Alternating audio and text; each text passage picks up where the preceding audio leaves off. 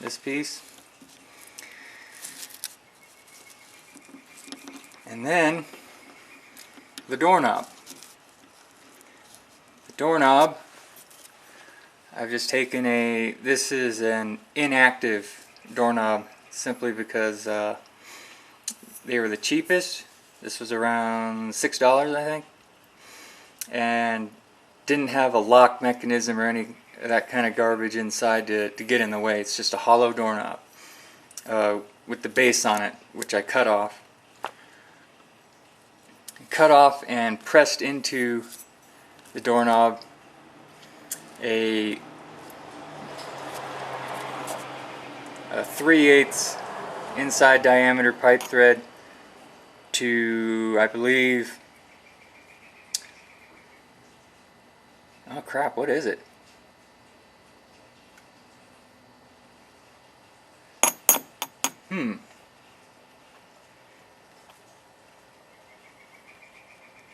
One half? 3/8 inside to 1/2. Alright, I've pressed into the doorknob one of these. And this one's kind of jacked up because I've had it pressed into a previous knob and then removed it.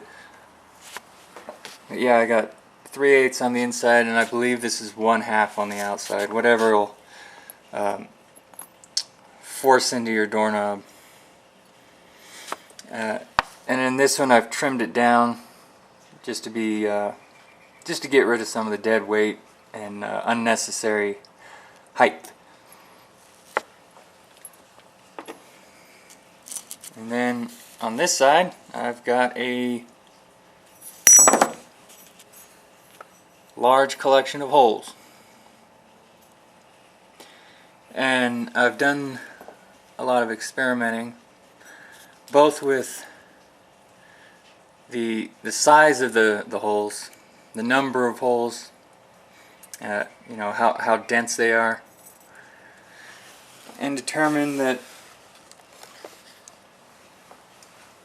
when X amount of propane and primary air is allowed to flow through here, you got to give it someplace to escape. So your orifice hole down in here, your primary combustion air holes here, and then your burner holes here are all sort of like in a balance. So whatever total volume of fuel and air you've generated in this area, you then have to give it enough space to get out of your burner. And so all of this all correlates to one another. They're related. If you change one, you have to change them all, or they're not balanced anymore. If you don't have enough of the area drilled out, and your holes are too small, you don't have enough of them, the burner will do something I call piling up. And it's not very technical, but the flame takes on kind of a very ragged, stressed look, like it's about to blow itself out. The velocity of gases coming out of here is getting too great, and it's pushing the flame up off of this. Everything I've talked about with the mixing of the fuel and the primary air and all of this is difficult to experiment with and to learn about, because it's not something that you can actually observe. You can't see it happening. And so what I'm telling you now is basically what I think is happening. So anyway, for example, you've got the orifice hole, primary combustion air holes, and your burner holes in balance, but you also can't make the holes too large. my previous burner head had slightly larger holes than this one does. And because of that, this one burns a little quieter. There seems to be a connection between the hole size and the sound that this thing makes. And another important note is if your holes are too big, then the burner has the potential for a flashback. And what that is, I'll assemble the burner onto the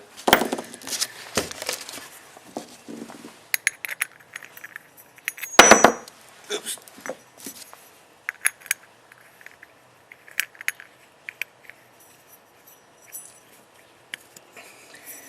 That's good enough. What happens when this stove flashes back is it's something that happens if your gas flow isn't fast enough, and if your holes are big enough and your gas flow velocity is slow enough, the flame will flash back underneath. It'll flash down inside the stove and shoot out your primary combustion holes.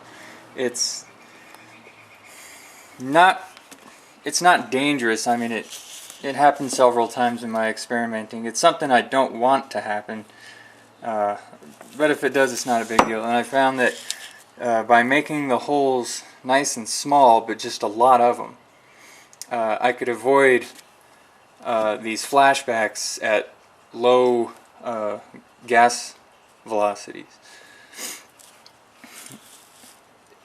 The previous burner was also more prone to flashing back if it was hot. It wouldn't flash back when you first lit it and it was nice and cold. You know, you could turn the flame down real low and it was fine. But once the burner head got real hot, if you turn the gas down too low, it would flash back. Which brings me to a comment left on one of my videos about using a flashback arrestor on the fuel line. And this kind of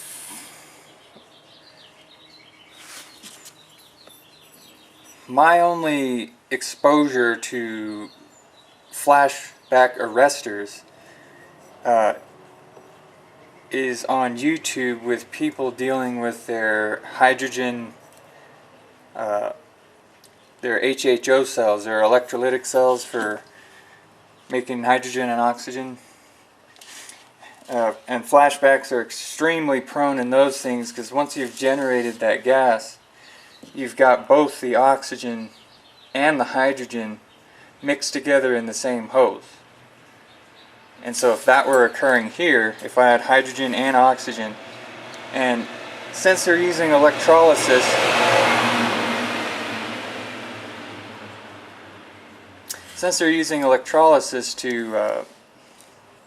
to get their hydrogen and oxygen from water, the ratio of hydrogen and oxygen is of perfect stoichiometry. It is the ideal ratio to burn, to explode. And so if I have that mixture coming down out the end of this hose and I lit it, the flame would shoot back inside. And if this were connected to an electrolytic cell making hydrogen and oxygen, I'd blow that thing up. And so if you search on YouTube for flashback arrestors, 90% of the videos are talking about people trying to stop that with their HHO cells. Now with this just being straight propane fuel coming through here, the flame, I could light the gas on fire here, and the flame isn't going to travel inside the hose because there's no oxygen. But I did some looking around about flashback arrestors with propane, and discovered that in commercial and industrial applications, usually involving cutting torches and welding, things like that, that they do use flashback arresters on pure fuel lines, propane, acetylene, whatever the case may be. Even though, in theory, a flame can't travel back inside the hose because there's no oxygen. The type of flashback arrestor they use on the fuel gas lines is a what they call an anti-reverse flow valve. It's a mechanical thing. And it basically, so if this is your cutting torch or whatever, and you have a flashback in here, that pressure wave can jam, can push the fuel gas back. And since it's being pushed back, you have a mixture of gas in here that's not just fuel gas. You may have oxygen as well being shoved backwards in the fuel line, and so the anti-reverse flow valve would stop that from happening.